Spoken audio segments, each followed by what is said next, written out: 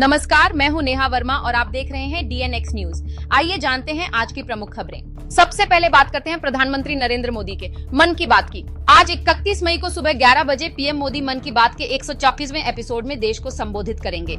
यह कार्यक्रम Akashvani, DD news और सरकारी डिजिटल चैनलों पर एक साथ प्रसारित होगा। पिछले एपिसोड में पीएम ने अभिलेख पटल पोर्टल के जरिए 20 करोड़ से अधिक ऐतिहासिक दस्तावेजों की सार्वजनिक उपलब्धता की जानकारी दी थी। देश भर के करोड़ों नागरिक आज के एपिसोड का बेसब्री से इंतजार कर रहे हैं। अब बात करते हैं RBI की।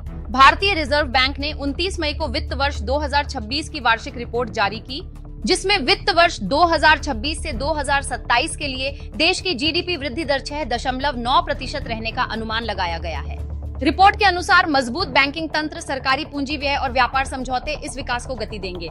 हालांकि पश्चिम एशिया के युद्ध से बढ़ते तेल मूल्य और समुद्री मार्गों में व्यवधान बड़े जोखिम हैं।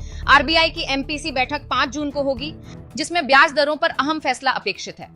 अब नजर डालते हैं ईंधन कीमतों पर। मई 2026 में सरकार ने 15 तारीख से 11 दिनों के भीतर पेट्रोल में ₹7.38 प्रति लीटर और डीजल में ₹7.48 प्रति लीटर की बढ़ोतरी की है। इससे दिल्ली में पेट्रोल का भाव ₹101 प्रति लीटर से ऊपर और मुंबई में ₹111.21 प्रति लीटर हो गया है। जारी आंकड़ों के अनुसार डीजल भी ₹79 के करीब पहुंच गया है। विशेषज्ञों के अनुसार इस बढ़ोतरी का सीधा असर ट्रांसपोर्ट, रोजमर्रा की वस्तुओं और महंगाई पर पड़ेगा। अगले कुछ हफ्तों में कीमतों में और बदलाव संभव है। इस बीच महंगाई के मोर्चे पर बड़ी खबर है। सरकारी आंकड़ों के अनुसार अप्रैल 2026 में कंज्यूमर प्राइस इंडेक्स यानी उपभोक्ता मूल्य सूचकांक महंगाई दर 3.48% रही। हालांकि होलसेल प्राइस इंडेक्स 8.3% के 42 महीने के उच्चतम स्तर पर पहुंच गया है। EY इंडिया के अर्थशास्त्रियों के अनुसार पेट्रोल डीजल महंगाई का असर जून तक कंज्यूमर प्राइस इंडेक्स को 4.5 से 5% तक धकेल सकता है। देश भर में करोड़ों परिवारों की रोजमर्रा की लागत बढ़ने की आशंका है। RBI इस पर कड़ी नजर रख रही है। अब रुख करते हैं पश्चिम एशिया की ओर। अमेरिकी विदेश मंत्री मार्को रूबियो ने कहा है कि ईरान के साथ वार्ता में महत्वपूर्ण प्रगति हुई है और अगले कुछ घंटों में राष्ट्रपति ट्रंप अच्छी खबर की घोषणा कर सकते हैं। रूबियो के अनुसार हॉर्मुज जलमरुमध्य को वाणिज्यिक जहाजों के लिए पूरी तरह खोलने की रूपरेखा तैयार हो रही है। विदेश मंत्री जयशंकर ने भी कहा है कि भारत का लगभग 1 करोड़ नागरिक और 200 अरब रुपए का वार्षिक व्यापार इस क्षेत्र से जुड़ा है। इस युद्ध के समाप्त होने से भारत को सीधे ऊर्जा राहत मिलेगी। अब जानते हैं मानसून का हाल। भारत मौसम विज्ञान विभाग यानी इंडिया मीटेरोलॉजिकल डिपार्टमेंट ने 29 मई को दूसरे चरण का दीर्घकालिक पूर्वानुमान जारी किया। IMD के अनुसार जून से सितंबर 2026 के दौरान दक्षिण पश्चिम मानसून की वर्षा दीर्घकालिक औसत यानी लॉन्ग पीरियड एवरेज के 90% के आसपास रह सकती है। यह सामान्य से कम बारिश की श्रेणी में आता है। एल नीनो परिस्थितियां विकसित होने की संभावना है। इसका सीधा असर देश के करोड़ों किसानों की खरीफ फसल और खाद्य कीमतों पर पड़ सकता है। अगला अपडेट IMD जून में देगा। अब नजर डालते हैं बाजार पर। शुक्रवार के कारोबार में बॉम्बे स्टॉक एक्सचेंज सेंसेक्स 74,775.74 अंक पर आ गया, यानी 1.44% की गिरावट। नेशनल स्टॉक एक्सचेंज निफ्टी 23,547.75 पर 1.50% नीचे रहा। सोने का भाव दिल्ली में 10 ग्राम के लिए 1,59,290 रुपए दर्ज हुआ। चांदी 2,80,000 रुपए प्रति किलोग्राम रही। पेट्रोल डीजल महंगाई और पश्चिम एशिया की अनिश्चितता से बाजार दबाव में है। वहीं दूसरी ओर रसोई गैस की बात करें तो आज घरेलू लिक्विफाइड पेट्रोलियम गैस सिलेंडर की कीमत $912.50 दर्ज हो रही है। अंतर्राष्ट्रीय बाजार में कच्चा तेल $91.060 प्रति बैरल पर कारोबार कर रहा है। डॉलर के मुकाबले रुपया ₹94.97 पर है। विशेषज्ञों के अनुसार लिक्विफाइड पेट्रोलियम गैस कीमतों में बदलाव वैश्विक कच्चे तेल की स्थिति पर निर्भर करेगा। करोड़ों घरों के लिए ये सीधी राहत या राहत की जरूरत का सवाल बनी हुई है। इस बीच RBI की मौद्रिक नीति समिति मॉनेटरी पॉलिसी कमेटी की अगली बैठक 5 जून 2026 को होगी। अर्थशास्त्रियों के अनुसार समिति तटस्थ रुके रहने की नीति जारी रख सकती है और सभी नीतिगत दरें अपरिवर्तित रह सकती हैं।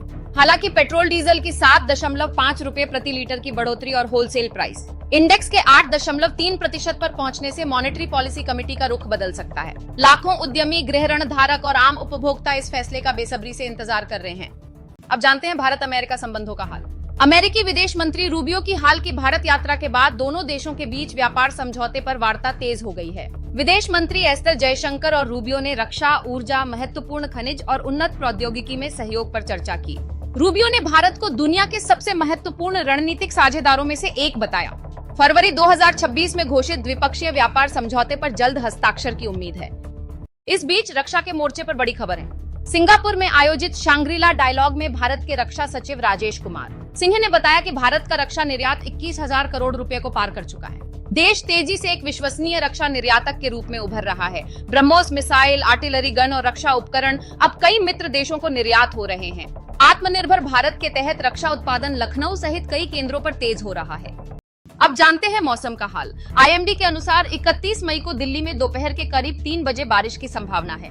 कल 30 मई को राजस्थान और दिल्ली एनसीआर में धूल भरी आंधी ने हाहाकार मचा दिया। पंजाब, हरियाणा, चंडीगढ़ और उत्तर प्रदेश में गरज चमक के साथ तेज हवाओं की चेतावनी जारी की गई है। उत्तर भारत में तापमान 38 से 39 डिग्री सेल्सियस के आसपास बना हुआ है। पूर्वोत्तर राज्यों में मानसून पूर्व भारी वर्षा का दौर जारी है।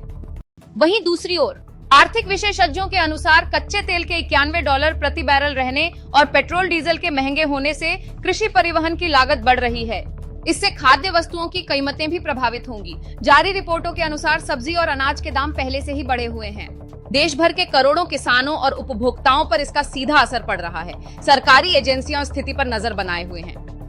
इस बीच हॉर्मुज जलडमरू मध्य पर व्यावसायिक जहाजों के आवागमन में रुकावट जारी है। विदेश मंत्री जयशंकर ने साफ कहा है कि भारत की ऊर्जा सुरक्षा और खाड़ी के 7,200 अरब रुपए से अधिक का सालाना व्यापार सीधे तौर पर इस मार्ग पर निर्भर है। सरकार ऊर्जा आपूर्ति के स्रोतों में विविधता लाने पर काम कर रही है। अमेरिका से भी तेल खरीद बढ़ाने पर विचार हो रहा है। भारत सरकार इस संकट पर 24 घंटे नजर रखे हुए है। अब नजर डालते हैं भारत पाकिस्तान संबंधों पर। मई 2025 से लागू संघर्ष विराम के बाद भारत ने एक बार फिर स्पष्ट किया है कि वह किसी तीसरे पक्ष की मध्यस्थता स्वीकार नहीं करेगा। पीएम मोदी ने अमेरिकी राष्ट्रपति ट्रंप से फोन पर बातचीत में यह रुख दोहराया। सभी मुद्दे द्विपक्षीय चर्चा से सुलझाए जाएंगे। विशेषज्ञों के अनुसार भारत की यह स्थिति राष्ट्रीय संप्रभुता के प्रति दृढ़ता दर्शाती है। अब बात करते हैं रोजगार की। कर्मचारी चयन आयोग एसएससी ने सीजीएल 2026 के अंतर्गत 12,256 रिक्तियां जारी की हैं। इनमें केंद्र सरकार के विभिन्न विभागों के ग्रुप बी और ग्रुप सी पद शामिल हैं। स्नातक पास उम्मीदवार इन पदों के लिए आवेदन कर सकते हैं। वेतनमान एसएससी नियमों के अनुसार निर्धारित है। देश भर के लाखों युवा इस भर्ती में हिस्सा लेने के लिए तैयार हैं। आधिकारिक अधिसूचना se.gov.in पर उपलब्ध है। इस बीच संघ लोक सेवा आयोग यूपीएससी ने विज्ञापन संख्या 05/2026 के तहत ग्रुप ए और ग्रुप बी के विभिन्न विशेषज्ञ पदों पर भर्ती की अधिसूचना जारी की है। इसमें विमानन, विस्फोटक और अन्य केंद्रीय विभागों के पद शामिल हैं। पात्र उम्मीदवार यूपीएससी की आधिकारिक वेबसाइट upsc.gov.in पर आवेदन कर सकते हैं। सरकार के अनुसार इन पदों पर चयन प्रक्रिया पारदर्शी होगी। देश के लाखों योग्य युवाओं के लिए यह एक बड़ा अवसर है। अब जानते हैं बैंकिंग नौकरी की खबर। बैंकिंग कार्मिक चयन संस्थान IBPS ने 2026 से 27 का अनंतिम परीक्षा कैलेंडर जारी कर दिया है। इसमें पीओ, क्लर्क, स्पेशलिस्ट ऑफिसर और आरआरबी पदों की परीक्षाओं की तारीखें शामिल हैं। देश भर के लाखों बैंक उम्मीदवार अब अपनी तैयारी को अंतिम रूप दे सकते हैं। विवरण ibps.in पर उपलब्ध है। सार्वजनिक बैंकों में हजारों पद भरे जाने हैं। वहीं दूसरी ओर रुख करते हैं रेलवे की ओर। दक्षिण पूर्व मध्य रेलवे SECR नागपुर ने 1079 अप्रेंटिस पदों के लिए भर्ती अधिसूचना जारी की है। 10वीं पास और ITI प्रशिक्षण प्राप्त उम्मीदवार इन पदों के लिए आवेदन कर सकते हैं। ये भर्ती देश भर के हजारों तकनीकी युवाओं के लिए बड़ा अवसर है। आवेदन RRB की आधिकारिक वेबसाइट पर किए जा सकते हैं। चयन निर्धारित मेरिट आधार पर होगा। अब बात करते हैं उत्तर प्रदेश पुलिस भर्ती की। Uttar Pradesh police recruitment and promotion board द्वारा उप निरीक्षक और सहायक उप निरीक्षक के पदों पर भर्ती प्रक्रिया जल्द शुरू होने की जानकारी है। उत्तर प्रदेश सरकार के अनुसार इस भर्ती में लाखों उम्मीदवारों के आवेदन करने की उम्मीद है।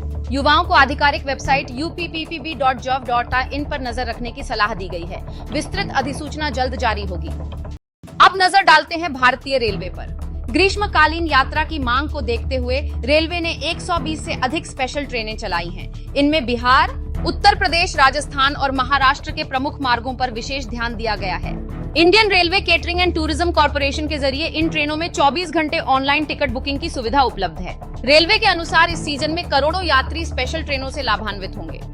इस बीच सार्वजनिक क्षेत्र उपक्रमों पब्लिक सेक्टर अंडरटेकिंग्स में नौकरी की बड़ी खबर है। कोल इंडिया लिमिटेड सहित कई केंद्रीय सार्वजनिक उपक्रमों में इंजीनियरिंग, प्रबंधन और तकनीकी पदों पर भर्ती अधिसूचनाएं जारी हैं। देश भर के लाखों तकनीकी स्नातक इन पदों के लिए आवेदन कर सकते हैं। वेतनमान और सेवा शर्तें आकर्षक हैं। उम्मीदवार आधिकारिक वेबसाइट पर जाकर पात्रता जांचें। वहीं दूसरी ओर भारतीय रेलवे ने वित्त वर्ष 2025 से 26 में माल ढुलाई का नया रिकॉर्ड बनाया है। सरकारी आंकड़ों के अनुसार 1.6 अरब टन से अधिक माल का परिवहन किया गया। कोयला, सीमेंट और खाद्यान्न ढुलाई में उल्लेखनीय वृद्धि दर्ज हुई। यह रेलवे के बुनियादी ढांचे के विकास का प्रमाण है। इससे देश की लॉजिस्टिक्स लागत में कमी आई है और व्यापार को लाभ मिला है।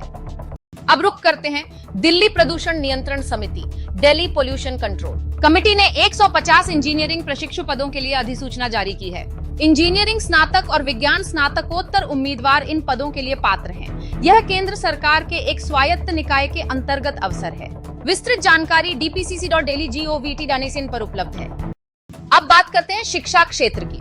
सर्वोच्च न्यायालय ने 29 मई को federation of all India medical association बनाम नेशनल टेस्टिंग एजेंसी मामले की सुनवाई की। इस मामले में national eligibility cum entrance test परीक्षा प्रक्रिया में पारदर्शिता और सुधार की मांग की गई है।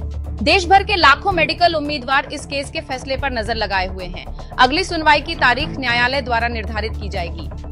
अब जानते हैं बिहार बोर्ड परीक्षा का हाल। बिहार विद्यालय परीक्षा समिति, बिहार स्कूल एग्जामिनेशन बोर्ड द्वारा 12वीं यानी इंटर परीक्षा का परिणाम जल्द जारी होने की संभावना है। इस बार 13 लाख से अधिक परीक्षार्थियों ने परीक्षा दी थी। परिणाम biharboardonline.bihar.gov.in पर ऑनलाइन देखा जा सकेगा। छात्रों और अभिभावकों को आधिकारिक वेबसाइट पर नजर रखने की सलाह दी गई है। परीक्षा परिणाम घोषणा की तारीख बोर्ड शीघ्र जारी करेगा। इस बीच Indian institute of technology joint entrance examination advanced 2026 परिणाम के बाद संयुक्त सीट आवंटन प्राधिकरण ज्वाइंट सीट एलोकेशन अथॉरिटी की काउंसलिंग प्रक्रिया जल्द शुरू होगी। इसमें Indian institutes of technology, national institutes of technology, Indian institutes of information technology और अन्य सरकारी तकनीकी संस्थानों में दाखिले होंगे। देश भर के हजारों होनहार छात्र इस काउंसलिंग का इंतजार कर रहे हैं। josa.nic.in पर जाकर रजिस्ट्रेशन और सीट चॉइस की जानकारी ली जा सकती है। आधिकारिक शेड्यूल जल्द जारी किया जाएगा। अब जानते हैं विश्वविद्यालय प्रवेश का हाल। Common university entrance test undergraduate 2026 परीक्षा के कुछ केंद्रों पर तकनीकी गड़बड़ी की खबरें आई हैं, जिसके बाद नेशनल टेस्टिंग एजेंसी ने सुधार का आश्वासन दिया है। केंद्रीय और राज्य विश्वविद्यालयों में अंडर ग्रेजुएट दाखिले की प्रक्रिया जल्द शुरू होगी। देश भर के लाखों 12वीं उत्तीर्ण छात्र इसके इंतजार में हैं। नेशनल टेस्टिंग एजेंसी की आधिकारिक वेबसाइट पर अपडेट देखें। वहीं दूसरी ओर सर्वोच्च न्यायालय पर बिहार स्टेट अर्ध सरकारी कर्मचारी महासंघ बनाम बिहार सरकार मामले में सर्वोच्च न्यायालय में 29 मई को सुनवाई हुई। इस मामले में राज्य सरकार के अर्ध सरकारी कर्मचारियों के वेतन और सेवा शर्तों से जुड़े अधिकारों पर सुनवाई चल रही है। देश भर के हजारों सरकारी कर्मचारी इस फैसले का इंतजार कर रहे हैं। अगली सुनवाई की तारीख न्यायालय निर्धारित करेगा।